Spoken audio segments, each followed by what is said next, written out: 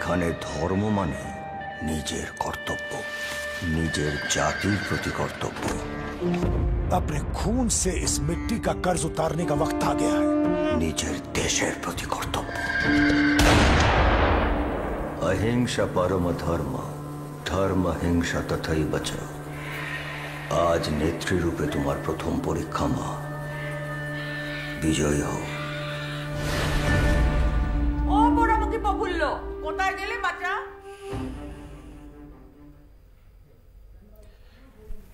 নমস্কার নমস্কার। আজকে এই একাদশীর শেষ দুপুরে আপনাদের জন্য কলকাতা টিভি স্টুডিওতে একজন বিশেষ অতিথিকে নিয়ে এসেছি, যাকে ধরাই যায় না, যার সময় পাওয়া যায় না, কিন্তু তিনি আজকে আমাদের আমন্ত্রণে সাড়া দিয়ে এখানে এসেছেন। এবং আপনারা জানেন যে গেরস্থ বাড়ির যে সৌজন্য, তিনি এসেছেন বিজয়ার দিনে। কুলাকুলি আগেই হয়ে গেছে, কিন্তু মিষ্টিটা দেওয়া হয়নি। প্রসেনজিৎ চট্টোপাধ্যায়, কলকাতা টিভিতে আমন্ত্রণ। বেকড রসগোল্লা আপনার জন্য, আপনার টিমের জন্য। আমি জানি যে মিষ্টি টিষ্টি খাওয়ার ব্যাপারে নানান রকম রেস্ট্রিকশনস আছে, সেই খাবারগুলো আনা রয়েছে, কিন্তু মিষ্টি দিয়ে তো প্রথমে আমন্ত্রণ করতেই হয়। আর সব থেকে আগে আমি বলবো যে সবাইকে, কলকাতা টিভি এবং যারা আজকে আমাদের এই লাইভ দেখছেন সবাইকে প্রথমেই জানাবো বিজয়ার প্রীতি শুভেচ্ছা এবং বড়দের আমার প্রণাম। পুজোটা দেখতে দেখতে কেটে গেল, কেরম এলো আর চলে গেল। এবং আমি বিশ্বাস করো যে আমি প্রতিদিন প্রার্থনা করতাম যে খুব বৃষ্টিটা না হয়, যেরকমভাবে সব ছিল আবহাওয়া। এবং আমি বলি না, মার জোর, মার স্ট্রেংথ সব থেকে বেশি। মা কিন্তু সেইভাবে পুজোটা জলে ভাসাননি। তো সবাই খুব পুজোটা এনজয় করেছেন এবং সবাই খুব ভালোভাবে কাটিয়েছেন। তুমি কি কি মণ্ডপ দেখলে যদি একটু বলো সবাইকে। আসলে অনেকগুলো মণ্ডপেই গেছি, মানে আমার এখনো পুরো নামগুলো মনে পড়ছে না অবশ্যই, কিন্তু মানে অনেকগুলোই গেছি। কিছুটা যেতে হয়েছে আমায় আমার ছবির প্রমোশনের জন্যে। অনেকগুলো জায়গা নর্মালি আমি কি করি যে একটা সময়ের পরে আর যাই না কোথাও, কারণ এত ক্লান্ত হয়ে পড়ি না মানে এই ছবির প্রমোশনের জন্যে। কিন্তু কয়েকটা পুজোয় যেরকম যাই, মানে হাজরা পুজোয় গিয়ে আমি বহু বছর ধরে ওখানে গিয়ে অঞ্জলিটা দিই। একদম হ্যাঁ, ওটা মানে একদম বাড়ির মতন আমার কাছে। এটা বহু বছর ধরে যাই এবং ভোগটা ওখান থেকেই আসে। সেরকমভাবে আমি আমাদের সুরুচি সংঘ গেছি, তারপরে চেতলা গেছি, এবং আমাদের নর্থে প্রচুর ভালো ভালো পুজোয় গেছি আমি। আমাদের বাগুইহাটি, বিরাটটি, অনেকগুলো পুজো দেখেছি। আমার যেটা এই বছর আমি সবাইকে বলছি যেটা আমার ভালো লেগেছে, অনেকগুলো ছোট পুজো, অনেকগুলো খুব বড় পুজোতে গিয়েছি। একটা জায়গায় তো আমাদের ছবিটার নিয়ে থিম, এবং 5 তারিখের এই প্রথম কোনো একটা বাংলা ছবির পুরো থিমের ওপরে ঠাকুর বানিয়েছে। সেই ঠাকুরটা যাচ্ছে র্যালিতে। সেটা কবে? মানে 5 তারিখে কার্নিভালে, মানে কার্নিভালেতে এই প্রথম একটা বাংলা ছবির চরিত্রর ওপরে দেবী চৌধুরী ভবানী পাঠকের ওপর তারা থিমটা বানিয়েছেন। এটা নপাড়ায় যে বড় পুজোটা হয়, আর ওনারাও খুব সিনেমা ভালোবাসেন, তো ওখানেও দুবার গেছি ইনফ্যাক্ট। এবং আমার যেটা ভালো লেগেছে এই বছর যে প্রত্যেকটা পুজোর মধ্যে না কোথাও একটা ইতিহাস এনেছে, বাংলার ইতিহাস। বাংলা একটা জায়গায় গিয়ে দেখলাম রবীন্দ্রনাথ ঠাকুরের ঘর বানিয়েছে, একটা জায়গায় দেখলাম সুভাষ বোসের ঘর বানিয়েছে। আমি ইনফ্যাক্ট দেখে বললাম, এখানে আমি তো এরকম একটা ঘরে গুমনামি করেছিলাম, মানে যখন উনি হাইড আউট করছিলেন। সো এই কোথাও একটা আমি দেখেছি পরম্পরার মধ্যে না বাঙালিয়ানাটা ফিরে এসছে, এবং প্রত্যেকেই কোনো না কোনো একটা ইতিহাস বলার চেষ্টা করছে। খুব ভালো। এমনিতে এবারের পুজোতে যেসব সিনেমাগুলো, 4টে সিনেমা বেরিয়েছে, এবং কি বলবো, শব্দবাজি যেরকম হয় সেইভাবে এক একটা সিনেমা নিয়ে বিশাল বিশাল প্রমোশন করা হয়েছে, কথা বলা হয়েছে। এর মধ্যে আমরা যেটা টিজারটা শুরুতে দেখছিলাম, দেবী চৌধুরানী সাধারণভাবে ধরে নেওয়া হচ্ছে অ্যাভারেজ পারসেপশন অনুযায়ী অত হাকডাক করা হয়নি, কিন্তু মানুষের খুব ভালো লাগছে। এবং কোথাও যেন এই ছবিটা আলাদা করে বেরিয়ে এসেছে সেকেন্ড উইকেও, এবং তাই আমরা এইটার আজকের এই আড্ডার ক্যাপশন দিয়েছি বিজয়ী পাঠক। Thank you. হ্যাঁ, মানে আসলে প্রত্যেকটা ছবি খুব ভালো। তবে হ্যাঁ, মানে আমাদের আরও যে দুটো ছবি, দেবী চৌধুরানী এবং অনেকের ছবিটা যতকাণ্ড কলকাতাতেই, এই দুটো ছবি নিয়ে আমরা মানে মানুষের কাছে পৌঁছিয়েছি আমি আমার মতন করে যতটুকু, কিন্তু সব প্রযোজকরা পারেননি, সব প্রযোজকরা পারেনও না এইটা করতে, যেটা বাকি দুটো ছবি। আর ওরা তো খুব এস্টাবলিশ সংগঠন, মানে সংগঠনগুলো অনেক বছরের, সো তারা তাদের মতন করে এসছেন। আমরা চেষ্টা করেছি, কিন্তু 3-4 দিন পর থেকে যখন মানুষজন দেখতে শুরু করেছেন, মিডিয়ার মানুষজন এবং কাগজে লেখালেখি যেটা হয়, মানে ঠিক পুজোর ছুটিটা পড়ার আগে, সেখানে মানুষজন কোথাও বিশ্বাস করেছেন, হলে ঢুকেছেন। এবং একটা জিনিস দেখছি, এই দুটো ছবি শুধুমাত্র আমরা যেটাকে এক সময় বলতাম না, ওয়ার্ড অফ মাউথ, শুধু মানুষের কথায় কথায় কথায় কথায় কথায় এই দুটো ছবি কিন্তু মানুষজন দেখতে ঢুকে যাচ্ছেন। মানে আমরা, এটা গর্বের কথা নয়, মানে আমাদের দুটো ছবি কিন্তু ভালোভাবেই অন্য দুটো হিন্দি মানে বড় আঞ্চলিক ছবিও এসে গেছে, তারপরেও আমরা কিন্তু একটা ঠিকঠাক জায়গায় আছে এবং উই আর হ্যাপি। মানে এটা মনে হয় একদম ফ্যামিলি ছবি, তো মানে দুটো ছবি খুব ফ্যামিলি ছবি, যেটা আমার মনে হয়েছে, আমি বারবার আমার প্রত্যেকটা কথাতে বলেছিলাম যে এটা একটা ইতিহাস। এই ইতিহাসটা হয়তো দেবী চৌধুরানী একটা প্রজন্ম পড়েছেন, একটা প্রজন্ম পড়েননি, কিন্তু এই ইতিহাসটা জানাটা প্রয়োজন। এবং ফিল্মটা বানানো হয়েছে খুব, সবাই বলছেন তাই, মানে ইটস মাউন্টিং। কারণ বঙ্কিমবাবু কোনো উপন্যাসই না ছোটোভাবে বানানো যায় না, সেটা মানে আমরা যদি ভাবি আনন্দমঠই বলি বা এটা প্রত্যেক দুরেশ নন্দিনী বলি, ওনার লেখার ধরনটাই একটা আলাদা, গ্র্যান্ড স্কেল। হ্যাঁ, সেটা করতে গেলে এই ছবিটাতে আমরা চেষ্টা করেছি, মানে আমার পরিচালক শুভ্রজিৎ মিত্র, ও চেষ্টা করেছে কিন্তু ওই গ্র্যান্ডারটা ধরা, এবং অতিরিক্ত কিছু নেই, কিন্তু এই ছবিটা একটা স্বাভাবিক বাংলা ছবির মতো। কিন্তু প্রচারের দিক থেকে মনে হচ্ছিল যে আমেরিকা একেবারে, আমি যদি রক্তবীজ 2 বলি, রক্তবীজ 2 এবং তার সঙ্গে রঘু ডাকাত, এরা হচ্ছে একজন আমেরিকা, একজন চায়না, আর এই যে যতকাণ্ড কলকাতা এবং দেবী চৌধুরানী হচ্ছে তৃতীয় বিশ্ব। তো এই যে প্রচারের যে এতটা বৈষম্য, এটা কিভাবে, মানে এটা এই সময় প্রসেনজিৎ চ্যাটার্জি যিনি দীর্ঘদিন বলতে গেলে ইন্ডাস্ট্রিটা চালিয়েছেন, তার কতটা অসহায় লাগে? না, অসহায় কথাটা বোধহয় ঠিক নয়। আমার যেটা বারবার মনে হয় যে আসলে আমাদের না, আমি আবার প্রথমেই বলছি, দুটো প্রযোজক সংস্থা বলি বা তাদের যে ক্যাপাসিটি বলি, এবং এটা দুজনেই খুব সাকসেসফুল। মানে আমি যদি শিবু নন্দিতাদির কথা বলি, এরা বাংলা ছবিতে বহু বছর কাজ করছেন এবং আমার একটা ঐতিহাসিক প্রাক্তনও আছে ওদের থেকে, তো এদের একটা কন্ট্রিবিউশন আছে। আমি যদি এসভিএফ বলি, বাংলা ছবিতে বিগত 25 বছর ধরে যারা প্রচুর কন্ট্রিবিউট করেছেন এবং অধিকাংশ ছবি ওদের ভালো গেছে, নাহলে অটোগ্রাফ হতো না, 22 শ্রাবণ হতো না, চোখের বালি হতো না। আবার দেবেরও একটা বিশাল পুল, আজকের ডেটে দাঁড়িয়ে বলতে গেলে আমাদের পরের প্রজন্মে আমাদের বাংলা ছবির ফেসও। এরা যখন একজোট হয়েছে, মানে এখন তো ওটা জোটের মতন দুজন প্রযোজক একসাথে, সেইটায় অন্যান্য যে প্রযোজক তাদের সবসময় পয়সার ক্ষমতা নেই, তাদের সেই ইনফ্রাস্ট্রাকচারটাই নেই, তাদের আবার 5 বছর 7 বছর করতে করতে করতে হবে। তখন তো মনে হয় যে আমি আজকে মোহনবাগানের হয়ে খেলছি, আমি ঐক্য সম্মেলনের হয়ে খেলছি, আমার তো সেই সাপোর্টার বেস নেই, সেই তাবু নেই। কিন্তু আমি বলছি অধিকাংশ প্রযোজক এখন যারা কাজ করছেন, তাদেরও জীবনের প্রথম বা দ্বিতীয় ছবি আমারই করা, প্রত্যেকেই তো নতুন আসবে। আমার অসহায় লাগে না, কখনো কখনো একটু কষ্ট হয়, আমি বলি আমার রাগও হয় না, দুঃখ হয় না, অসহায়তা তো কোনো প্রশ্নই নেই। কিন্তু আমার যেটা বারবার মনে হয়, আমরা লড়াই করি যাতে আমাদের ইন্ডাস্ট্রিটা গ্রোথ হয়। সেখানে এটা কখন গ্রোথ হয়? আমাদের টেকনিশিয়ানস, আর্টিস্ট, ডিরেক্টর, যখন ছবির সংখ্যা বাড়বে, এবং তার জন্য নতুন প্রযোজকের আসা খুব দরকার। এবং আমি তোমার কথা বলি, আমি যে অভিনেতা হিসেবে, আমি তো অভিনেতা, আমি প্রযোজক নই। এই অভিনেতা প্রসেনজিৎ কিন্তু যাদের ছবি রিলিজ করেছে তাদের প্রতিটি ছবিতে আমি একই ভূমিকা পালন করেছি, কারণ আমার কাজ হচ্ছে অভিনেতা হিসেবে মানুষের কাছে পৌঁছে বলা যে আমার একটা ছবি আসছে, ছবিটা এই ধরনের ছবি, আপনারা এসে হাউসে দেখুন। এর বাইরে তো প্রচার হয় না, প্রচার তো এইটুকুই। প্রচারের বাইরে যে অনেক কিছু ঘটনা ঘটে বা আমি খুব একটা এগুলো ফলো করি না, শুনি, সেইটা খুব কষ্টকর বা দুঃখের আমি বলবো। মানে আমায় যদি এক কথায় কেউ প্রশ্ন করেন যে আপনি পুজোটা কেমনভাবে কাটালেন, আমি আমার মতন কাটিয়েছি,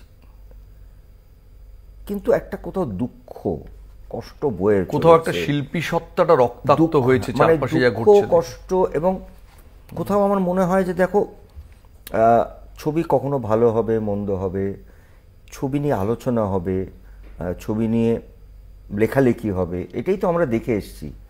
কিন্তু ছবির বাইরে আরও অনেক কিছু আলোচনা হচ্ছে, যেটা আমার বারবার মনে হচ্ছে যে কিছু ব্যক্তিকে বা কিছু এইটা বোধহয় জানি না কেন হচ্ছে, এটা বোধহয় বন্ধ হওয়া খুব দরকার আছে বলে আমার মনে হয়। কারণ আমি নিজে বলছি, আমার রাগ হয় না, আমার দুঃখ হচ্ছে, এবং দুঃখটা কিন্তু আমার খুব অনেস্টলি হচ্ছে। কারণ প্রায় 45 বছর ধরে আমি না, আমরা অনেকেই একটু একটু একটু একটু করে এটা প্রায় খরা ছিল গো, তোমরা জানো এটা খরা ছিল। সেখান থেকে একটু একটু জল দিয়েছি, একটু একটু গাছ পুঁতেছি, রাতারাতি হয়ে যায়নি।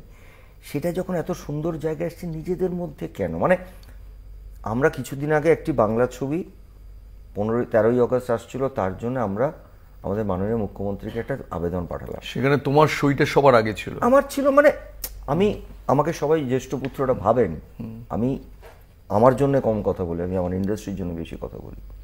আমি মনে হয়েছিল এটা প্রয়োজন আছে, কারণ বাংলা ছবি বাংলা, এবং সেখানে তো এটা ঠিক যে আমার মনে পড়ছে না, আমার জানা নেই যে অন্য কোনো রাজ্যে যে নিয়মটা আমাদের সেই সময় করে দিলেন যে প্রাইম টাইমে বাংলা ছবি চলবে। দুঃখটা ওখানে লাগলো যে আবার 6 সপ্তাহ পর বা 8 সপ্তাহের মধ্যে আমরাই একটা পাবলিকলি গন্ডগোল। তাহলে মানে আমরা যদি, মানে আমি ব্যক্তিগতভাবে বলছি, আমরা যদি গিয়ে গভর্নমেন্টকে বা মাননীয় মুখ্যমন্ত্রীকে বা ডিপার্টমেন্টকে বলি, সেটা তো সবার জন্য বলবো, তাই তো? এবং সেখানে মানে আমার মনে হয় আমি যেটুকু মানুষকে চিনি, মানে এই বাঙালি মানুষকে চিনি বলে আমি 45 বছর কাজ করছি, তাদের না কোথাও একটা বোধ হয় মনে মনে একটা তোমরা ঝগড়াই করো, তারা বীতশ্রদ্ধ হয়ে যায়। মানে এইটা হবে, কারণ আলটিমেটলি তো আমরা শিল্পী, আমরা তো একটা জিনিস ক্রিয়েট করি আঁকার মতন, বহুদিন লাগে সেইভাবে আস্তে আস্তে আস্তে এই আঁকাটা তৈরি করতে। আলটিমেটলি তো আমরা একটা, সেটা কমার্শিয়াল ছবি হতে পারে, আর্ট ফিল্ম হতে পারে, অন্য ধারার ছবি হতে পারে, কিন্তু যে পরিচালক করছেন তার জার্নিটা বুঝতে হবে। সে প্রথম দিন থেকে বুনেছেন একটা ছবিকে। আমরা কি বলতে পারবো যে ভাই আমাদের ছবিটা হয়েছে এসো? আমার কাছে খুব দুঃখের হয়ে গেছে, মানে এই জায়গাটা আমার কোথাও মনে হয় এটা খুব, জানি না, মানে এটা খুব ঠিক হচ্ছে না, এইটুকু বলতে পারি। এইটা বোধহয় আমাদের মানায় না, মানে এটা কে ভুল কে ঠিক আমি সত্যি জানি না, কারণ আমার কোনো সোশ্যাল মিডিয়া নেই। কিন্তু আমার কোনো সোশ্যাল মিডিয়া নেই, মানে তুমি তো সোশ্যাল মিডিয়া আছো। আমি আছি, মানে আমি সেইভাবে সোশ্যাল মিডিয়া নিজে কন্ট্রোল করি না, কারণ ওটা একটা দরকার, আমার টিম আছে। কারণ ওই প্যান্ডামিকের পর থেকে আমি খুব বেশি ফলো করি না, একটা অদ্ভুত আমার কি বলবো মানসিক যন্ত্রণার মধ্যে দিয়ে গিয়েছিলাম। তারপর থেকে আমি রোজ দেখি না। হ্যাঁ, কিছু ইম্পর্টেন্ট জিনিস, কারো জন্মদিন, কারোর ছবির প্রচারের সময় আমি নামি, তার বাইরে আমি একটা প্রচুর সোশ্যাল মিডিয়াতে আমি অ্যাক্টিভ, তা না। বাট আমি সেটাকে অস্বীকার করছি না, এটা আজকের সময় আমরা যে সোশ্যাল মিডিয়াটাকেও আমরা ভালোভাবে ভালো কথা বলেও পৌঁছাতে পারি। মানে এটা আমি তো বারবার বলি, আমাদের বাংলা সিনেমাটা পরিবার। যদি কোনো সমস্যা, একটা ঘর বলে বস্তু আছে, আলোচনার বলে একটা বস্তু আছে, কিছু কমন লোককে ডাকো যারা এটাকে, কিন্তু আমি সিনেমা আনার আগে নিজেরা নিজেদের মধ্যে, এবং আমার মনে হয় না যে যারাদের কথা হচ্ছে তারা এটা করছেন, তৃতীয় ব্যক্তিরা করছেন। আমি কেনই সুযোগটা দেব?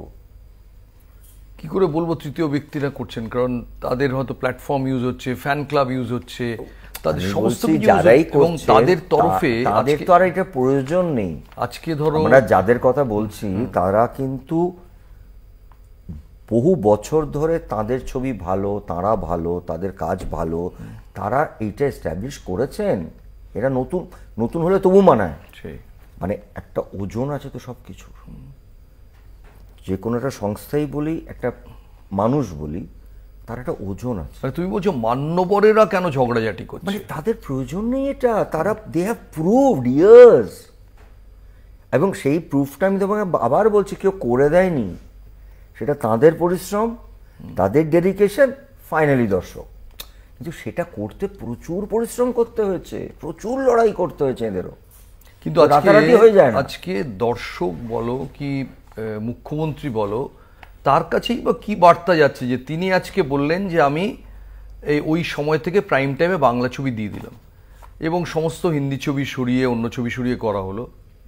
এবার যারা ওই বিচারটা চাইলো তারাই নিজেদের মধ্যে মারপিট করছে। আমি একটা কথা বলছি, যে জিনিসটা হয়েছে নিশ্চয়ই তারপরে পুজো এসে গেছে। আমার মনে হয় যেটা সব থেকে ইম্পর্টেন্টলি ভাবতে হবে যে পুজো বা ক্রিসমাস ইম্পর্টেন্ট দিনগুলো ছাড়াও সারা বছর প্রচুর ছবি রিলিজ করে এবং সত্যি কথা সেই ছবিগুলো কিন্তু এফেক্টেড হয়, প্রচুরভাবে হয়।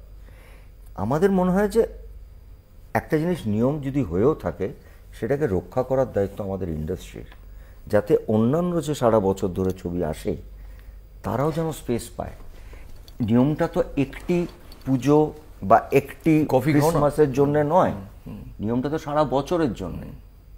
সেই জায়গাগুলো বোধহয় আমাদের দেখা খুব ঘেটে গেছে জিনিসগুলো। হ্যাঁ, মানে আমাদের কি শুধু যে ছবি নিয়ে চর্চা তাদের কথা বলবো না, অঙ্কটা কি কঠিন বা দোস্তজির মতন ছবি নিয়েও কথা বলবো? আমাদের তো সব রকম দর্শক আছেন।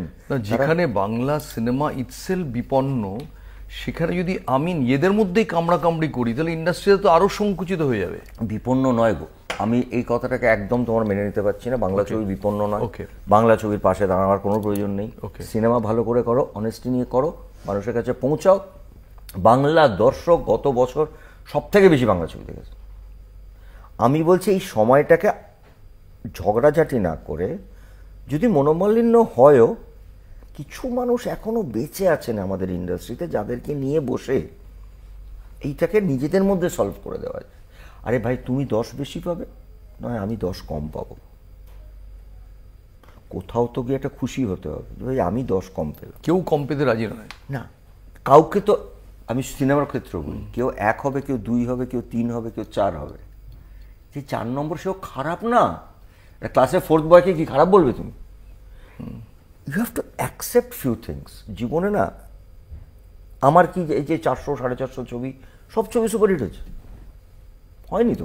তুমি তো একটা সময় সব থেকে আমাদের ওই সময়টা তুমি আমাদের ম্যাক্সিমাম লেখালেখি করো। ইনফ্যাক্ট সেদিন মানে যা ছবি আসতো সব ছবি সুপারহিট। সেদিন একটা প্রোগ্রামে লিয়েন্ডার পেস একটা খুব ইন্টারেস্টিং কথা বলেছে যে জীবনের 73% ম্যাচ আমি হেরেছি। 73% হেরেছি।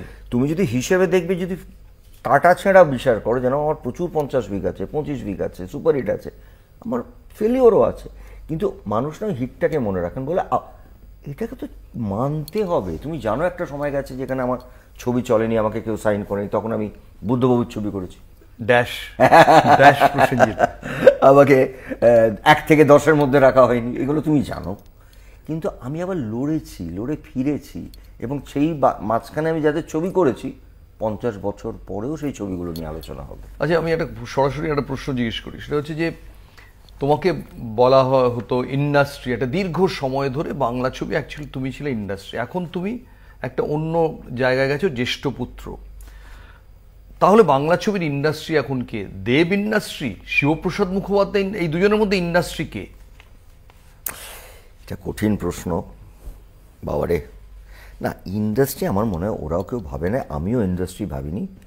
হ্যাঁ, আমি যে এখন জ্যেষ্ঠ পুত্র, একটা সময় আমি অনেক সবাইকে নিয়ে চলেছি, সবাইকে নিয়ে লড়েছি, লড়াই করেছি একটা সময়। এখন এরা হচ্ছে এখনকার প্রজন্ম, এবং আজকে অবজেক্টিভ টেস্ট কে ইন্ডাস্ট্রি কে? এটা ইন্ডাস্ট্রি কে তো বলা যাবে না, এটা বলা খুব কঠিন। কারণ আমার কাছে মনে হয় শিবপ্রসাদ অভিনেতা দারুণ, কৌশিক যেন দারুণ অভিনেতা, কিন্তু শিবু আর নন্দিতাদির অ্যাজ এ ডিরেক্টর, আমি ওর প্রোডাকশন হাউস বলছি না, কিন্তু আমি ওর অ্যাজ এ ডিরেক্টর এদের প্রচুর কন্ট্রিবিউশন আছে। কিন্তু কন্ট্রিবিউশন আছে মানে তরুণ মজুমদার, তপন সিনহাকে আমি বলতে শুনিনি যে আমরা ইন্ডাস্ট্রি, বা তাদের এটা প্রয়োজন হয়নি। আমি সত্যজিৎ মৃণাল সেন, ঋত্বিক ঘটকের নামই আমার মুখে, কিন্তু শিবুও তো বলেনি যে আমি ইন্ডাস্ট্রি। তুমি বলছো তো। না, আমি জিজ্ঞেস করছি কে এদের এতটা ডমিনেন্স ইন্ডাস্ট্রি কে? এটা মনে হয় না যে এরা কেউ নিজেদেরকে ইন্ডাস্ট্রি ভাবে।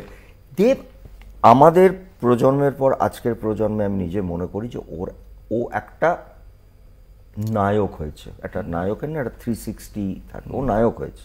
নায়ক বাদে আগেও ছিল, ওর মধ্যে একটা প্যাশন জন্মেছে, ও ছবিকে নিয়ে এগোতে চাইছে। কিন্তু আমার মনে হয় না যে ও ও আজ থেকে 5 বছর 7 বছর পরে বলতে পারে। আসলে না, এই শব্দগুলো না কোনোদিন নিজে তৈরি করা যায় না, মানুষ বলবে। এটা মানুষ তৈরি করে দেন। আমি তো একটা ছবির কথা বলছি, মানে একটা ঘটনার কথা বলছি। সচিন তেন্ডুলকর, আমি অবশ্য গাভাস্কারের ফ্যান, মানে তুমি আমি, আমাদের প্রজন্ম গাভাস্কার, পরে আমাদের দাদা, এরা মাঠে নামলেই না আমরা ভাবতাম যে এই তো ইন্ডিয়াকে জেতাবে, সেঞ্চুরি করবে। এটাই তো আমাদের, আমরা দর্শক, মানে এরা মাঠে নেমেছে জিতিয়ে দেবে 109। সববারে কি 109 করতে পারতো বলো তো? পারতেন না তো। আমি যখনই ছবি করবো আমি ভাববো যে আমার ছবি এত টাকার ব্যবসা করবে, এটা হয় না গো, কোনো দিন হয়নি।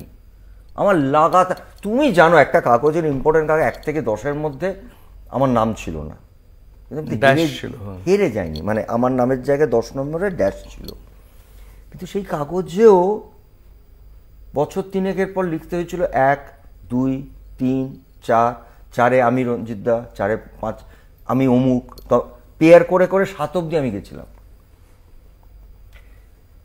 এই খিদেটাও থাকা দরকার, আর এরা কি এখন সবাইকে নিয়ে চলাটা খুব দরকার। এরা কি এখন ফেলিয়ার একদম মানতে পারছে না?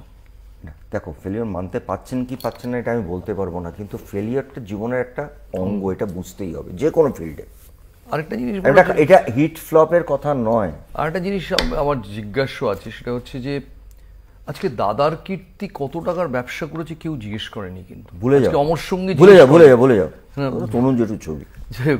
এখন এই যে আমার একটা কথা বলো, বাংলা দর্শক কোনোদিনও অমর সঙ্গী গুরুদক্ষিণাকে ভুলতে পারবে? দুটো ছবি একসাথে 50 সপ্তাহ করে চলেছিল, তখনও এত সোশ্যাল মিডিয়া ছিল না, কখনো খবরের কাগজ ছিল। একটা জায়গায় কোনোদিন এই পরিচালকের সঙ্গে ওই পরিচালক, এই আর্টিস্ট, তাপস আর আমরা তো একটা সময় মোহনবাগান ইস্ট বেঙ্গল বলতাম, একদমই কোনো জায়গায় কেউ কারোর এগেনস্টে কথা বলেছে? উল্টো যেটা আমরা করেছি, যে মুহূর্তে তখন আমাদেরও সব 23, 24, 25 বয়স, আমরা পরপর 4টে ছবি করেছি একসাথে, এবং ওই 4টে ছবি একসাথে করাতে লাভ হয়েছে প্রযোজকদের, লাভ হয়েছে ইন্ডাস্ট্রি, কারণ আমি আর তাপস একসাথে, আমি তাপস চিরঞ্জিত দা একসাথে। আজকে কৌশিক, এইটাও তো আমরা করেছি, আমরা ওইটা ভাগই করতাম না। আজকে কৌশিক গাঙ্গুলির সঙ্গে সকালবেলা আমার কথা হচ্ছিল, তুমি আসবে লাইভে এটা নিয়ে। কৌশিকেরও মনে হয়েছে দূর থেকে যে কোথাও একটা জ্যেষ্ঠ পুত্রের গভীর যন্ত্রণা আছে এই চারপাশে, এই সব দেখে, যে তোমারই তৈরি করা একটা জিনিস এত সুন্দর, সেখানে সিঁড়ির আগে খেয়েই চলছে, নোংরামি চলছে, তখন সে তার এই যে তুমি কথাটা বললে, ইংলিশে একটা কথা আছে যে অ্যাঙ্গার, হ্যাঁ, মানে অ্যাঙ্গুইশ নয়, অ্যাঙ্গুইশটা বেশি। হ্যাঁ, মানে আমি বলছি এই পরিস্থিতি যদি চলতে থাকে, গৌতম, তুমি আমার অনেক বছরের বন্ধু বলেই বলছি, একটা সময় আমি বলবো যে আমি আর কাজ করব না, আবার পরিবেশ ঠিক হবে, সুস্থ হবে, সবাই সবার সঙ্গে হেসে কথা বলবে, রেজাল্ট দর্শক দেবে। এই পরিস্থিতিটার জন্য আমরা 45 বছর লড়াই করিনি।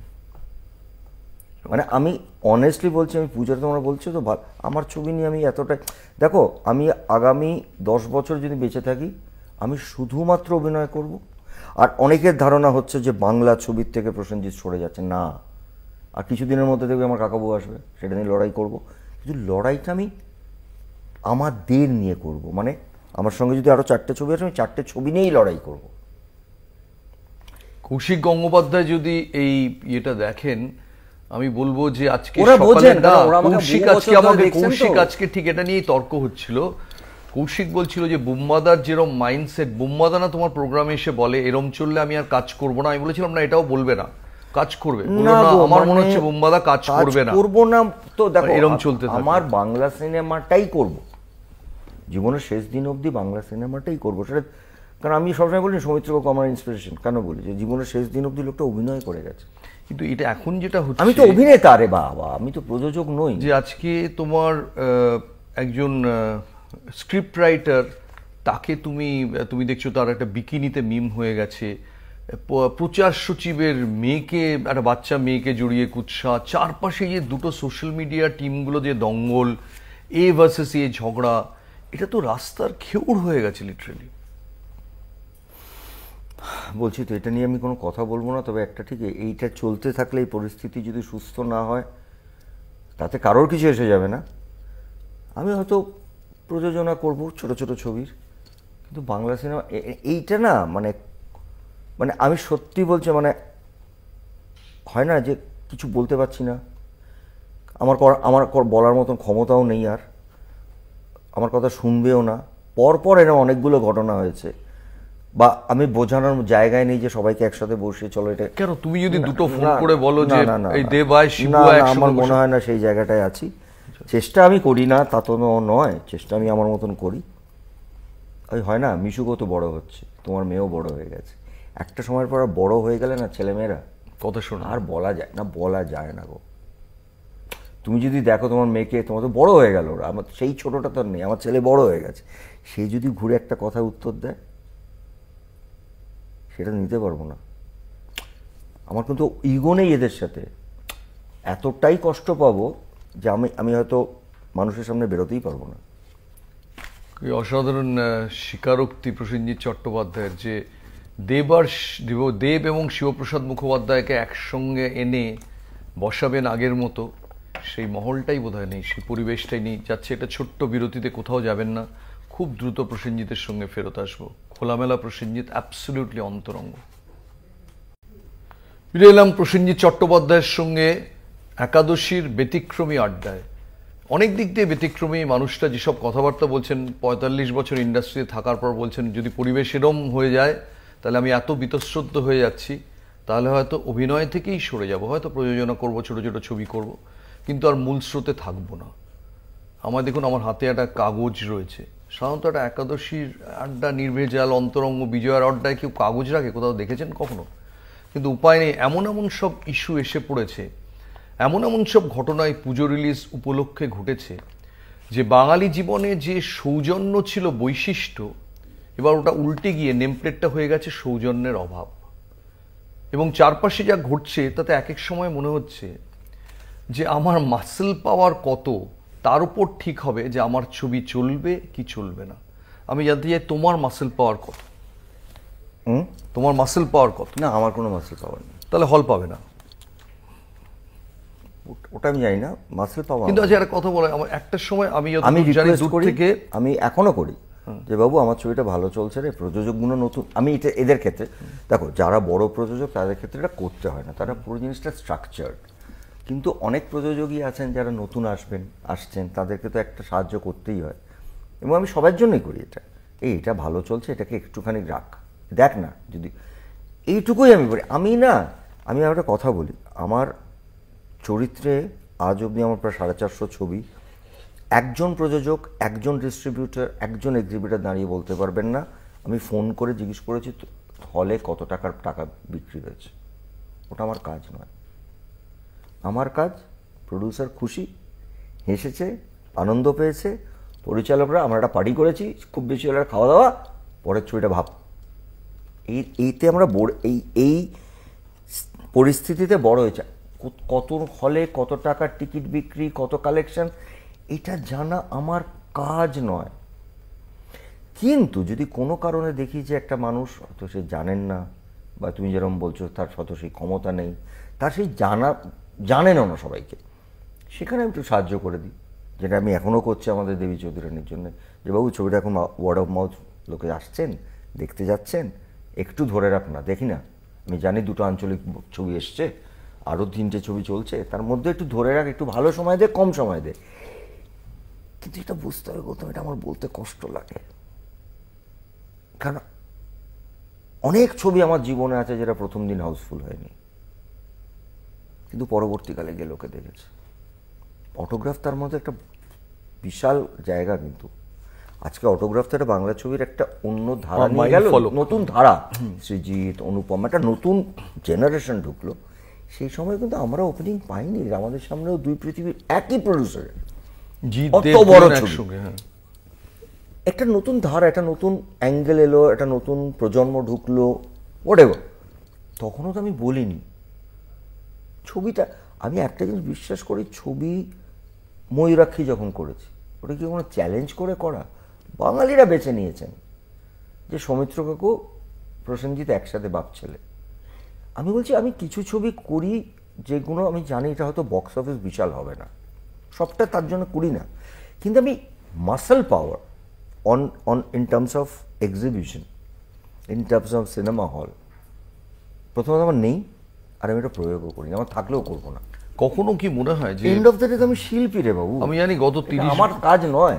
গত 30 বছর ধরে বিভিন্ন সময়ে তোমাকে বিভিন্ন রাজনৈতিক দল প্রস্তাব দিয়েছে দাঁড়ানোর জন্য, এমনকি রাজ্যসভার সিটের জন্য আমি জানি প্রস্তাব এসেছে, তুমি রাজি হওনি। এই সব মুহূর্তে যখন তোমার মনে হয় যে আমি ঐক্য সম্মেলনী ভার্সেস মোহনবাগান বা ইস্টবেঙ্গল খেলছি, তখন কি কোথাও মনে হয় যে আমি যদি একটা পলিটিক্যাল পার্টি জয়েন করে নিতাম, আজকে এই মাসল পাওয়ারে আমিও ওই জায়গাটায় থাকি? না না, আমার মনে হয় না এইগুলো খুব একটা সত্য। আমি উইথ অল মাই বলছি যে ওটার সাথে এটার কোনো সম্পর্ক আছে বলে আমার মনে হয় না। দেখো, একটা সময় আমি তোমাকে নাম দিয়ে বলছি, কিছু এক্সিবিটার্সরা সেদিন এসেছিলেন আমাদের একটা বৈঠকে, বলছিলেন বোমাদা আমাদের না যখন পুজোর আগে তো বোনাস দিই, আমরা যখন বোনাস দিতে পারতাম না, আপনার একটা ছবি চালিয়ে দিতাম, আমার বোনাসের টাকা বেরিয়ে দিতাম। এইটা শোনার পর না আমার কাছে এইগুলো খুব ইম্পর্টেন্ট হয় না, যে আমার একটি ছবি চালিয়ে একটা হলের মালিক বলছেন যে আমি বোনাসের টাকাটা আমার কাছে নেই, তখন আমি পেয়ে গেছি। আমি জানি বোম্বাদের একটা পুরোনো ছবি চালালো আমার দুদিকে, আমি বোনাসের টাকা। এই আমরা না এত ভালোবাসা পেয়েছি না এত বছর ধরে, তখন আমার এইগুলোর কথা সত্যি মনে হয় না গো, সত্যি মনে হয় না। মানে আমি যে অচেতন মনেও আমার কখনো মনে আসে না যে আমার এটার জন্য এটা করতে হবে। কিন্তু এটা এগুলো তো পুরনো পৃথিবী, আজকের নতুন না, আজকের পৃথিবীতে আমি এটা করতে পারবো না, আমার এটা প্রয়োজন নেই। প্রথমত আমি মনে করি সবাই আমায় ভালোবাসেন, সবাই আমাকে রেসপেক্ট করেন, কেউ রেসপেক্ট করেন, কেউ ভালোবাসেন, কেউ আমার একটাই কারণে করেন, সেটার জন্য না 45 বছর ধরে আমি আছি বলে করেন না, আমার কাজটাকে রেসপেক্ট করেন। আমি যদি কাজটা করতে না পারি তার জন্য আমি অন্য কিছু করবো না, আমি কাজ ছেড়ে দেবো, কিন্তু আমি তার জন্য আমাকে অপশন দেখতে হবে। একটা জিনিস আমায় বলো যে পারি না, একটা জিনিস ক্লিয়ার নয় যে যখন বিভিন্ন বৈঠক হলো, এরকম কি কোনো কথা হয়েছিল যে পুজোতে যে ছবিগুলো রিলিজ করবে প্রত্যেকে সমান সংখ্যক হল পাবে, এরকম কোনো কথা হয়েছিল? এরকম বোধহয় আমি জানি না, লিখিত কি আমার কাছে আসেনি, কারণ আমি বললাম না, আমাকে অনেকবার ডাকা হয়েছিল ওই মিটিংয়ে, আমি যাইনি, কারণ আমি তাদেরকে বলে পাঠিয়েছিলাম যে দেখো এটা প্রযোজক পরিবেশক তাদের মিটিং, আমি তো শিল্পী, আই অ্যাম পেড অ্যাক্টর, আমাকে টাকা দেয়, আমি ছবি করি সবার ক্ষেত্রে। আমি দেবের ছবিতে অভিনয় করেছি, জিতের ছবিতে অভিনয় করেছি, SVF তো রেগুলার করি, যত কোনো প্রযোজক, হাসানের ছবি আমার জীবনের সব থেকে, মানে ময়ূরাক্ষী বাদ দিল, শেষ পথ আমার জীবনের সব থেকে একটা ছবি যেটা থেকে যাবে। ইনফ্যাক্ট হাসান কালকেই বলছিল যে ফিরদাউসুল হাসান যে বুম্মাদা যেভাবে প্রযোজকদের হেল্প করে, না এটা হেল্প করে না, এটা আমার দায়িত্ব, যতটুকু পারবো। আমি তো বলছি না, ছবির তো আলাদা আলাদা অ্যাঙ্গেল থাকে, যতটুকু পারবো আমি করব, মানে তার থেকে আমার কোনো শেয়ার নেই। কিন্তু একটা প্রযোজক যদি একটা অন্যরকম ছবি করেন, সে যদি টাকা লাগায় তাতে আমাকে নেন, আমি অ্যাটলিস্ট চেষ্টা করি টাকাটা যাতে লোকটা উঠে আসে, সেটার জন্য যেটুকু করতে আমি করব।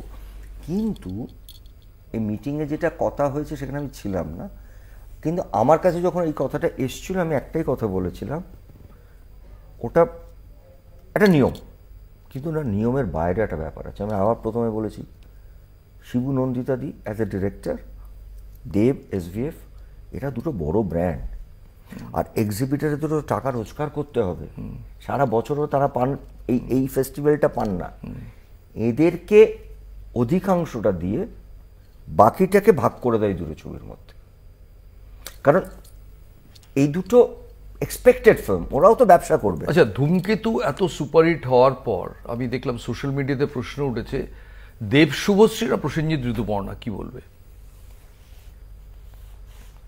ওকে দর্শক বলবে, আমি কিছু বলতে পারবো না, তবে এইটুকু বলতে পারি, আমাদের বুড়ো বুড়িকে দেখতে চায় লোকে এখনো, ভালোবাসি।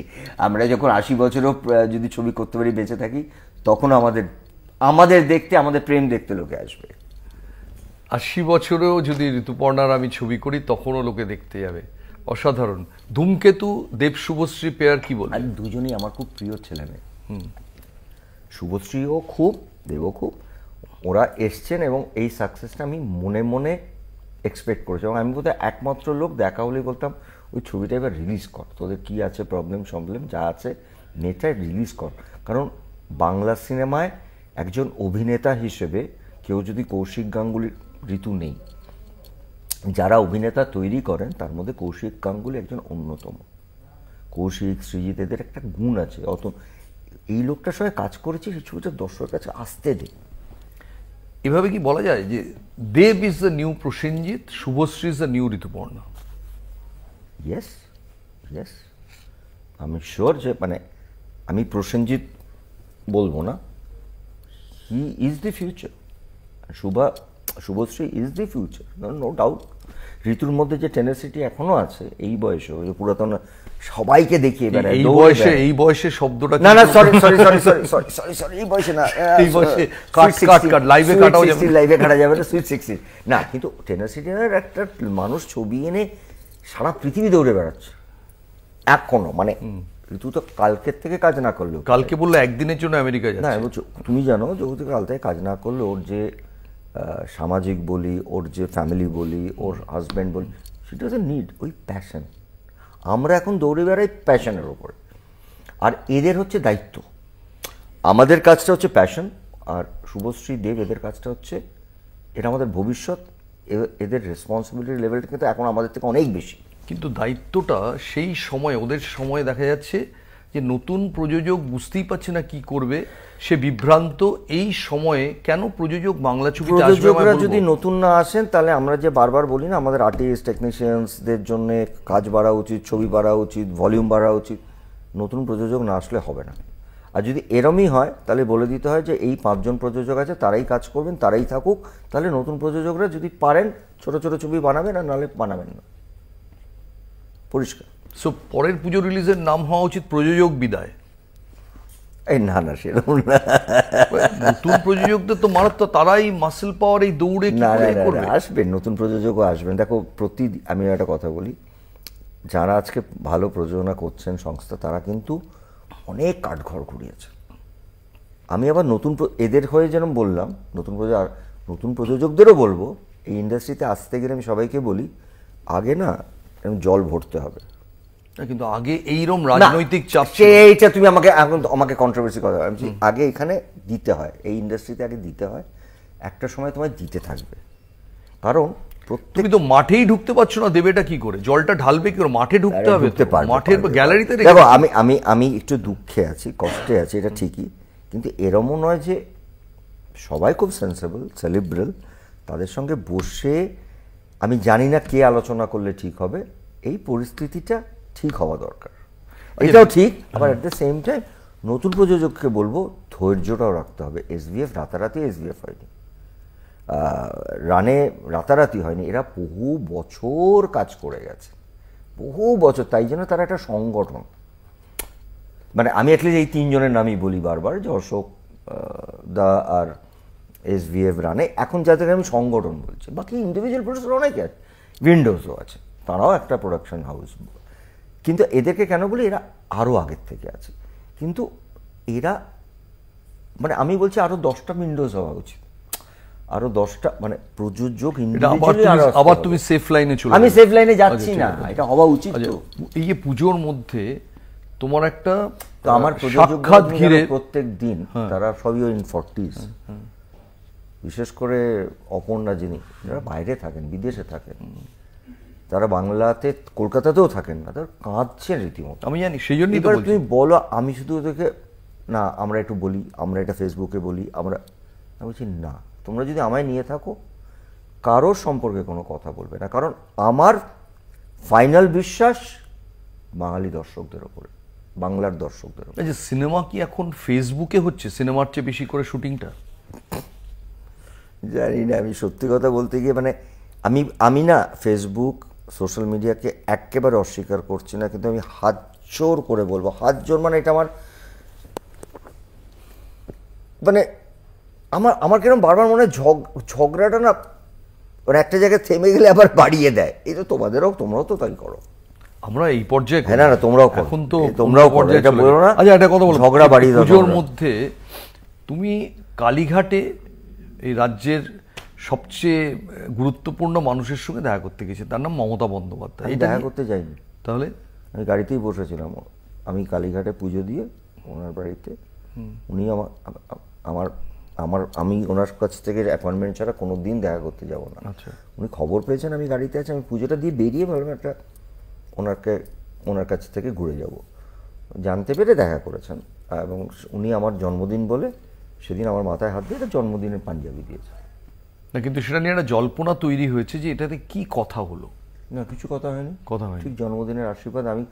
আমি কোনো দিন আমার সঙ্গে দিদির যদি কথা হয়, আমি যদি কথা বলতেও হয় কোনো বলি, তাহলে পুরোটা নিয়ে বলবো, মানে ইন্ডাস্ট্রি নিয়ে বলবো। আমার একার কোনো এইটা প্রয়োজন বলে আমি বলি না। একমাত্র ওনাকে প্রয়োজন আমি বলেছিলাম প্যান্ডামিকের সময়। মিশুকে বিদেশে একটা স্কুলে পড়তেন লন্ডনে, পাচ্ছিলাম না, দুবার পাঠাতে পারিনি।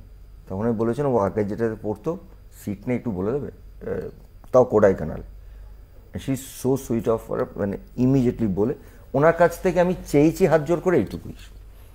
কারণ আমি আমার জন্য কোনো কথা বলি না। আমি যখন বলি ওনাকে, বা আমি ভবিষ্যতে যদি আমাকে বলতে হয়, আমি আমাদের পুরো ইন্ডাস্ট্রির কোনো গ্রোথের কথা বলবো বা সমস্যার কথা। আজকে মমতা বন্দ্যোপাধ্যায় যখন ভাবে কথা শোনেন, ইন্ডাস্ট্রিতে ক্রাইসিস হয়, তখন বালিগঞ্জে তোমার বাড়িতে এসে উনি মিটিং করেছেন, যেটা ইজ আনপ্রেসিডেন্টেড। একবার করেছেন। মিটিং করেননি, চা খেতে এসেছিলেন। যাই হোক, অন্য অনেকে ছিল। এবার যে কোনো সমস্যা আমরা দেখেছি যে মুখ্যমন্ত্রীর কাছে গৌতম ঘোষ আর প্রসেনজিৎ চট্টোপাধ্যায় হচ্ছেন ইন্ডাস্ট্রির সবচেয়ে প্রায় ব্র্যান্ড অ্যাম্বাসেডার, যে কোনো ব্যাপারে হয়তো রঞ্জিত দা। এবার সেই জায়গা থেকে একজন যন্ত্রণাকাতর জ্যেষ্ঠ পুত্র সে কেন বলছে না যে দিদি দেখুন এই অবস্থা কিভাবে মেটাবো বা একটা সলিউশন। বিকজ এই জিনিসটা আজকে সোশ্যাল মিডিয়ার মাধ্যমে তো সারা ভারতবর্ষ দেখছে বাংলাকে নিয়ে হাসছে। তো এটা কেন জ্যেষ্ঠ পুত্র মেটাতে পারছে না? আমি তো আগেই বলে দিচ্ছি, তুমি আবার একই কথা বলছো। না, যেখানে মুখ্যমন্ত্রীর সঙ্গে তোমার ডাইরেক্টলি যোগাযোগ আছে সেই জন্য আমি আবার বলছি, আমি না, মাননীয় মুখ্যমন্ত্রী তিনি আমাদের কথা শোনেন। কোনো বিপদে পড়লে ওনাকে হোয়াটসঅ্যাপ করলে, আমার না অনেকেরই আছে, যেটা খুব হয় না। আর উনি খুব লক্ষ্য রাখেন কে বিপদে আছে, কে শরীর খারাপ, ওনার কাছে লোক যায়, এটা ওনার পার্সোনাল টাচ এটার সঙ্গে। কিন্তু এন্ড অফ দ্য ডে উনি মাননীয় মুখ্যমন্ত্রী। আমি মনে করি অ্যাজ এ হিউম্যান বিং মাননীয় মুখ্যমন্ত্রীর কাছে এমনভাবে একটা জিনিস প্রেজেন্ট করা উচিত।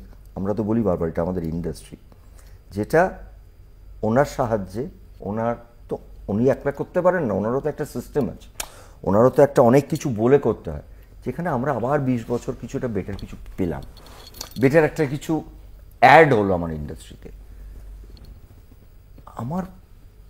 এটা আমার ফেলিওর যে আমি যদি মনে করি সত্যি জ্যেষ্ঠ পুত্র, আমার এদের সাথে বলে আমি এদের মেটাতে পারছি না। But at the same time এটাও নয় যে আমি একজন মাননীয় মুখ্যমন্ত্রীকে কি বলবো যে দিদি আমি পাচ্ছি না, এদেরকে নিয়ে তুমি বসো। আলটিমেটলি হয়তো ওনাকেই বসতে হবে, কিন্তু আমি পারবো না বলতে। এটা তো আমাদের ফেলিওর। আমরা যারা ইন্ডাস্ট্রিতে কাজ করছি আমাদের ফেলিওর। আমরা ওনার কাছে যাব আরও অনেক বড় পার্সপেক্টিভ নিয়ে, যে আমাদের এটা একটু হলে ভালো হয়, আমাদের এটা হয়ে গেলে এটা সুবিধা হবে। আর এরম তো হয়ও নি, দেখিনি যখন কোনো বিপদে হয়েছে বা কিছু হয়েছে, বা আমরা মনে করছি এখানে একটা সংকট হলেও হতে পারে এখানে, সেখানে তো উনি ওনার টিমকে নিয়ে বলে কিছু না কিছু একটা রাস্তা বার করেছে। সেই রাস্তাটাকে যদি আমরা ব্যবহার করতে না পারি সঠিকভাবে, আবার কথাটা বলছি, তাহলে এটা আমাদের দুর্ভাগ্য। মুখ্যমন্ত্রীর কাছে প্রসেনজিৎ চট্টোপাধ্যায় যেতে চান না নিজেদের এই সংকট নিয়ে, খুবই সহজবোধ্য যে তার নিজের হয়তো যেতে লজ্জিত লাগবে। যাই হোক, আমরা এখন যাচ্ছি একটা ছোট্ট বিরতিতে। কোথাও যাবেন না প্লিজ। যদি বিকেলে চাটাও মুখে দিয়ে থাকেন, চায়ের কাপটা হাতে ধরে টেলিভিশনের সামনে থাকুন, খুব দ্রুত ফেরত আসছি।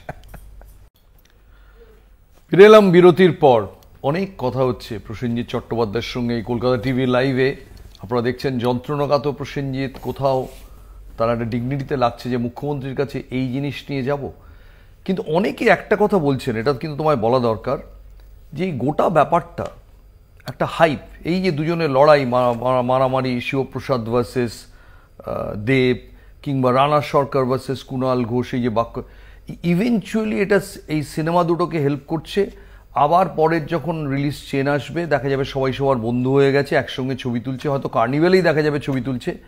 এটা কি সত্যি যেটা হাইপ, নাকি জেনুইন রেষারেষি? এই কথাটা যেটা আজকে বলছেন মানুষজন, হাইপটা আমি জানি না, এটা আমি বহুদিন আগে বলেছিলাম। মানে এই আমি তোমায় বলছি 1-1.5 মাস আগে আমার যখন এটা বলা হয়েছিল এই সমস্ত, অ্যাকচুয়ালি এটা কেন ঝগড়াঝাটি করছে আমি জানি এই পুজোটা শেষ হবে 7 দিনের মধ্যে এরা প্রত্যেকে আড্ডা মারতে বসবে, চা খেতে বসবে, কফি খেতে বসবে, এটা আমি অলরেডি বলে দিয়েছি। এটা আমাদের ওই হয় না একটা মোমেন্টাম, আচ্ছা আমারটা আগে হবে পরেরটা হবে, এটার জন্য এটা পুরো ঘটনাটা। আমি ওইটা মনে করি না যে জাস্ট হাইপ বাড়ানোর জন্য এটা করেছে, এটা তো একটা মোমেন্টাম তৈরি হয়েছে। আর যদি এইটাও করে থাকে সেটা দর্শককে তোমরা জিজ্ঞেস করো না, তোমাদের তো নিউজ চ্যানেল, যে তাদের কি খুব ভালো লাগছে যারা ছবি দেখতে যান, সেটা মনে হয়। এবং গোটা ভারতবর্ষই বা কি ভাবছে বাংলা ছবি সম্পর্কে? সিনেমা নিয়ে একটা অন্য কনসেপ্ট তৈরি হয়ে যাচ্ছে। আমি আবার কথাটা বলছি, সিনেমা চলচ্চিত্র এটা না একটা আলাদা ডিগনিটি আছে। সেটা যদি হাইপের জন্য করে সেটা অন্যায়, ভুল হচ্ছে এটা। আর যদি এটা রিয়েলি করে, সত্যি করে তাহলেও এটা ভুল হচ্ছে। একটাই কারণে, চলচ্চিত্র নিজস্ব একটা মান আছে। আর আমরা কোন ভাষায় সিনেমা করছি? যে ভাষায় ঋত্বিক ঘটক, সত্যজিৎ রায়, মৃণাল সেন ছবি করে গেছে। আজকেও সারা পৃথিবীর বুকে আন্তর্জাতিক সিনেমাতে ওই 3টে মানুষের ছবি থাকে এখনও, তাদেরকেই আমরা বিক্রি করি। ভারতবর্ষের সিনেমায় বলছি, ইন্টারন্যাশনাল যে কোনো ফেস্টিভ্যালে যদি যাও, তুমি নয় একটা চারুলতা পাবে, নয় একটা খারিজ পাবে, নয় একটা অযান্ত্রিক পাবে। আমাদের তো এটা মানায় না, এটা আমার মনে হয়। তুমি এখন মুম্বাই চলে গেছে, অনেক সময় আমি জানি মুম্বাইতে ফ্ল্যাট হয়েছে, একটা বোধহয় রান্নার লোক হয়েছে শুনেছি, রান্নার লোক রয়েছে একদম পুরো ফুয়েল। কারণ একটা হচ্ছে আমি মুম্বাইতে যাওয়া আসা করি, আর ছেলে আস্তে আস্তে সিনেমায় নামবে বলে মাঝে মাঝে তৈরি হতে যায়, ক্লাস নিতে যায়। অনুপম খের, অনুপম যিনি করেছে আতুল মুঙ্গিয়া, যিনি ইজ ভেরি বিগ, তার কাছেও করেছে, ওটা করতে থাকে। আর সেকেন্ডলি না, আমি অভিনয়ের জন্য বম্বে চলে গেছি এটা ভুল কথা, ওটা তো আমি মাঝে মাঝে করি। আমার কাছে যদি সত্যি করে মানে আমার যে টিম আছে মুহূর্ত, এদের কাছে যা অফার আসে, আমি গত জুবলি আর খাকির পর থেকে আমি চাইলে 300 দিন হিন্দিতে কাজ করতে পারবো। আচ্ছা, হিমাংশু রায় না প্রবীর রায় চৌধুরী, কোনটা বেশি? এই সমস্ত প্রশ্ন করো না। হিমাংশুও খুব ভালো, আর প্রবীর রায় চৌধুরী না চরিত্র না, ওটা বাঙালিদের ইমোশন। প্রবীর রায় চৌধুরীকে সৃজিত লিখেছে, আমি ওটা আমার মতন করে চেষ্টা করেছি, ওটা বাঙালিদের কাছে একটা। দেখো, হিমাংশু রায় একটা অদ্ভুত ঐতিহাসিক চরিত্র, যেটা বোধহয় একটা পিরিয়ড, ওটা আমার কাছে একটা বড় চ্যালেঞ্জ ছিল। আমি আগেও বলেছি, আমার বাঙালি পরিচালকরা আমায় যেন শিখিয়েছেন, তাদের সেটা ঋতুপর্ণ ঘোষ, কৌশিক গাঙ্গুলি, সৃজিত মুখার্জি, অতনু, যারা অনেকেই, মানে আমার 100 পরিচালক, তাদের কাছ থেকে যা যা শিখেছি সেইটাকেই আমি প্রয়োগ করছি ন্যাশনাল, ভাষাটা শুধু আলাদা। এইটা কোনো কৃতিত্ব নেই, কিন্তু আমি এটা যেটা বলছি যে আমি তো শেষ পাতা একটা হিন্দিতে করতে পারবো না, আমি এটা ময়ূরাক্ষী মনের মানুষ করতে পারবো না। ওটা বাঙালি, ইন্ট্রিনসিক্যাল বাঙালি, আমি আজীবন বাংলাতেই করে যাব। কারণ বাংলা ভাষা, বাংলা সিনেমা, আমি যে বসে তোমার সঙ্গে কথা বলছি, আমি গাড়ি চড়ি, আমি খাই, আমার দুবেলা আমার ছেলেকে খেতে দিচ্ছি, তাকে ভালো করে মানুষ করার চেষ্টা করছি, সবটাই তো বাংলা সিনেমা, তার বাইরে তো কিছু নয়। তাই আমার এই জায়গাটা জীবনের শেষ, সৌমিত্র কাকু যেরকম শেষ দিন অবধি আমি ওখানে অভিনয় করে যাব। কিন্তু বাংলা ছবি ওখানে আমি যখন মুম্বাইতে তুমি যখন থাকো, তখন নিশ্চয়ই আরো বেশি করে সর্বভারতীয় লড়াইটা দেখতে পাও, যে বিভিন্ন ভাষা নিজেদের মধ্যে কিরকম লড়াই করছে। এখানে বাঙালি শিল্পীদের যে ওয়ার্ক এথিক আধুনিক সময়, সেটা তোমার কিরম লাগে? রিসেন্টলি আবিরকে নিয়ে একটা কন্ট্রোভার্সি হলো, প্রমোশন না করা নিয়ে। আমরা শুনেছি শ্রাবন্তীকে নিয়ে একটা সমস্যা একটা সময় হয়েছে। মানে এই যে আমি নাম, এরা বড় বড় সব শিল্পী, আমি কোনো অসম্মান করতে যাই, আমি জাস্ট জেনারেলি বলছি যে মুম্বাইতে ওয়ার্ক এথিক দেখে আবার যখন বাংলায় আসছো, তখন তোমার কি মনে হয় সব কিছু ঠিকঠাক চলছে? আমি ঠিক উল্টোটা বলি, বম্বের অ্যাক্টার্সরা ইজ কন্ট্রোলড মোস্টলি 80%। আমি একদম আমাদের সময়ের যারা স্টার, তারা আলাদা, ওটা না, ওটা থেকে গেছে। বাকি যারা নতুন, তাদেরকে টোটালটাই কন্ট্রোল করে এজেন্টরা, ম্যানেজাররা নাকি? হ্যাঁ, টিম।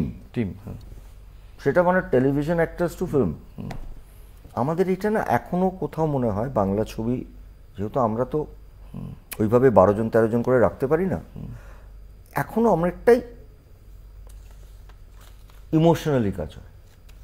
মানে কেউ বিপদে পড়লে আমরা বেরিয়ে যাই, আচ্ছা কেউ একটা উইক প্রডিউসার হলে আমরা বেরিয়ে পড়ি, কারোর একটা ভালো, আমরা এখনও কোথাও একটা ফোন পেলে নিজের আর্টিস্টরাই কথা বলেন, মানে 5 জনকে ধরেই একজনের ফোন লাগাতে হয় না সব সময়, যদি ইন্ডাস্ট্রির মধ্যে ঘটনা হয়। সেখান থেকে আমার বক্তব্য হচ্ছে, এইটুকু দায়িত্ব নিয়ে বলছি, আমাদের আর্টিস্টরা যা কোঅপারেট করে, যা কষ্ট করে, টেকনিশিয়ানসরাও, বাট আর্টিস্টরা, সেটা আবার আমি অন্যান্য জায়গায় দেখিনি কখনো। আমি এটা লিখে দিতে পারি। এই ইন্ডাস্ট্রিটা, আমি জানি না এটা অত অনেক গল্প করতে হয় তাহলে, শুধুমাত্র ওই পিরিয়ড নিয়ে যে সময়টা আমরা কাজ করা শুরু করেছি, যে কষ্টটা, কিন্তু আমি যখন কাজ করা শুরু করেছি তখন আমি সবসময় ভেবেছি, আমি বলি, তাপস বলি, দীপকদা বলি, রঞ্জিত, যে আমার ছেলেমেয়েরা বা আমাদের পরের রঞ্জিতদা খুশি হয় না যখন আজকে যে কমফর্টটা কোয়েল পায়, কিন্তু রঞ্জিতদা কি সেই কমফর্টটা পেয়েছেন? আমি যখন আজকে আমার ছেলে কাজ করবে, যে এই কমফর্টটা যাতে তৈরি করা যায়, তার জন্যই তো আমরা লড়াই, অ্যাজ এনি আদার বিজনেস। তো আমাদের ভালো লাগে যে আজকে এইটুকু কমফর্ট তো রে ভাই তোদের জন্য আমরা তৈরি করেছি। Rabindranath, we don't want anything, we want one word, একটা শব্দ, রেসপেক্ট। সেটা কি আছে? আমার ক্ষেত্রে সেটা আছে এখনো অবধি, কালকে হয়তো নাও থাকতে পারে। তুই বলছো ওই রবীন্দ্রসঙ্গীতের লাইনের মতো, যে দিনের পথিক মনে রেখো আমি চলেছিলাম রাতে সন্ধ্যা প্রদীপ নিয়ে হাতে, তাই তো? যে আমরা সেই সময় সন্ধ্যা প্রদীপ নিয়ে দেখো, হেঁটেছি। এই সময় সেই সময়, আমি আজকের সময়তে, কিন্তু আমার কথা মনে, যেটা বারবার বলছি না, যে আমাদের শিল্পীরা, কলাকুশলীরা তো বটে, আমরা একটা অন্য লেভেলে কাজ করি, যেটা আমার মনে হয় না অন্য জায়গায় অ্যাফোর্ড করতে পারে। সেটাও একটা সমস্যা, মানে ব্যাপার। আমরা 9টার জায়গায় 10টা বেজে গেলে উত্তেজিত হয়ে পড়ি, এই 10টা বেজে গেছে, কি দেরি হয়ে গেছে। আমাদের সিস্টেমটা এখনো, শিল্পীরা কিন্তু ওটা আছে। আমি কেন ইন্ডাস্ট্রির যে একটা ক্রাইসিস, মিনি ক্রাইসিস হলো, অনির্বাণ ভট্টাচার্য, তুমি তার সঙ্গে কাজ করেছো, সে তোমার সঙ্গে কাজ করে ফেমাস হয়েছে বলতে গেলে সেই সময়, গুমনামি বা বিভিন্ন ইয়েতে। সে যখন কর্মহীন, আগেকার প্রসেনজিৎ চ্যাটার্জি যাকে আমি চিনতাম, সেটা ফোন তুলতো, কোনো কাউকে ফোন করতো বা অনির্বাণকে ডাকতো, ডেকে সমাধানের চেষ্টা করতো। আজকে সে নিষ্ক্রিয় কেন? প্রথম কথা, এটা অনির্বাণ অভিনেতা হিসেবে নয়, অনেক কোনো জিনিস নিয়ে এটাতে আটকেছে, কিন্তু আমার দুঃখ, প্রচুরবার ওকে ফোন করেছি। ওই একটু আগে যে তুমি কথা বলছিলে, যে একটা সময় আসছে বা এসে গেছে, যতই আমি নিজের মুখে বলি বা মানুষ বলুক,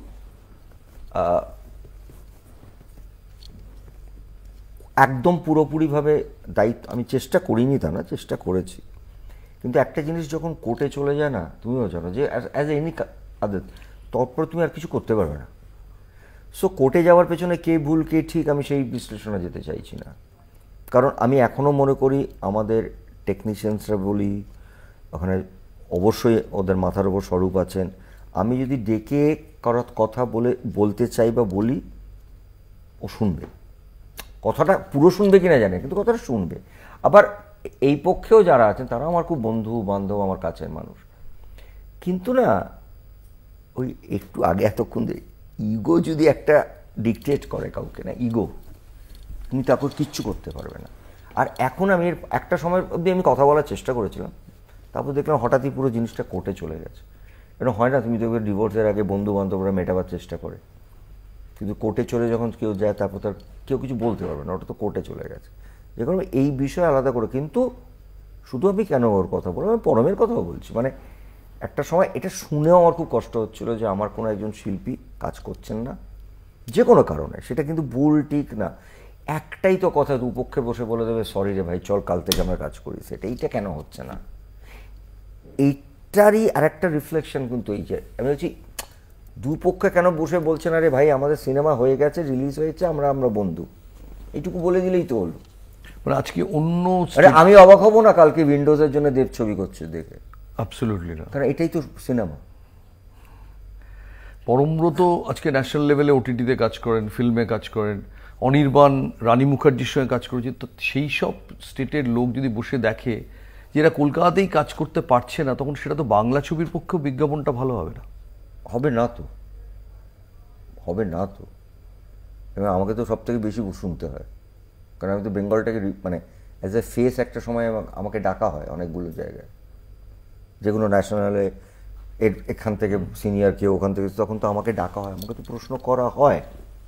আচ্ছা, বোম্বাই বলতে মনে পড়লো যে গতকাল তোমার বাবা ফোন করেছিলেন, এখনো অদম্য প্রাণশক্তি, উনি ক্রিকেটারদের সম্বর্ধনা দিয়েছেন পুজোতে। এখন কি বাবা এবং ছেলের সম্পর্ক অনেক স্বাভাবিক? না, স্বাভাবিক তখন সবসময় ছিল, তবে হ্যাঁ ওই আবার বলছি, একটা বয়সে একটা রকম ভাবনা হয়, বয়সের সঙ্গে সঙ্গে ভাবনা পাল্টায়, পার্সপেক্টিভ পাল্টায়। ওনারও পাল্টেছে, ওনার থেকে বেশি আমার পাল্টেছে। তো হ্যাঁ, আমার ছেলে হিসেবে যেটুকু দায়িত্ব পালন করা উচিত করি, আর ওইটুকুই ভালো। সকালবেলা গুড মর্নিং, পুজো ভালো করে কাটলো এটা। But he also feels very proud যখন আমি বিশেষ করে বাইরে গিয়ে কাজ করছি। উনি তো অনেক দিন স্বপ্ন দেখেছিলেন যে আমি বাইরে কাজ করি, এবং কাগজে যখন বড় বড় করে লিখছে আমার সম্পর্কে, তুমি মেবি একটু দেরিতে শুরু করলাম, বাট হি ফিলস প্রাউড। হ্যাঁ মানে, আর দেখো আমরা প্রত্যেকে এখন আমাদের মতন করে পরিণত হয়ে গেছি, আমাদেরও লাইফের একটা বড় সময় কাটিয়ে উঠেছি। আমি তো বলছি পৃথিবীর কারোর সাথে আমি আর কোনো ঝগড়া রাখতে চাই না। আমাকে তুমি একটা নাম বলে দাও, এর সঙ্গে এখনো তোমার আছে, আমি কালকে গিয়ে তার বাড়ি গিয়ে ক্ষমা চেয়ে আসবো।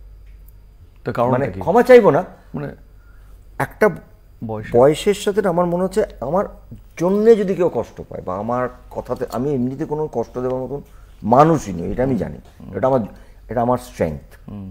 কিন্তু যদি কেউ অন্যরকম ভেবে কেউ কষ্ট পায়, আমি গিয়ে তাকে ক্ষমা চেয়ে আসবো যে বাবু কষ্ট পাস, কারণ I don't want to leave this world with some kind of a negativity.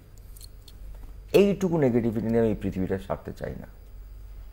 ওকে, তিনটে কারণ যে জন্য সংক্ষেপে দেবী চৌধুরানী দেখা উচিত, তিনটে কারণ। বঙ্কিমচন্দ্র চট্টোপাধ্যায় 1, ছবির অনেস্টি 2, আর সবার ভালো অভিনয়। মানে ছবিটা সত্যি একটা পরিষ্কার বাংলা ছবি। আরও দেখা উচিত বাচ্চাদেরকে নিয়ে, পুরো পরিবার নিয়ে, পরিবার তার ছোটদেরও দেখানো উচিত। কারণ একটা ঐতিহাসিক চেতনা। 3-4টে হলে গেছি, আমি আমার বিজ্ঞাপনের জন্য বলছি না, তারা জানে না প্রসেনজিৎ ঢুকবে। যখন লাস্ট গানটা হচ্ছে, তারা কিন্তু গলা মিলিয়ে বন্দে মাতরমটা বলছে। আর তুমি জানো আমি নেতাজিও করেছিলাম, এই কারণ মানে পরের প্রজন্মের কাছে আমাদের একটা ঐতিহাসিক চেতনাটা তৈরি, ইতিহাসকে তুলে আনাটা। আমরা একটা গান দিয়ে আজকের অনুষ্ঠানটা শেষ করি, এই গানটাই গানটা দিয়ে। ব্যতিক্রমী আড্ডাটা আজকে শেষ করছি। প্রসেনজিৎ চট্টোপাধ্যায়, অনেক অনেক ধন্যবাদ আজকে এই দিনে কলকাতা টিভি স্টুডিওতে আসার জন্য। Thank you. লাইভ আড্ডা আশা করি আপনারা উপভোগ করলেন। আরও একবার ধন্যবাদ মনের কথা এভাবে খুলে বলার জন্য। আমরা আশা করব আমাদের এই অনুষ্ঠানটা বিভেদ নয় মিলন ডেকে আনবে, যেটা বিজয়ার বৈশিষ্ট্য। ভালো থাকবেন সবাই।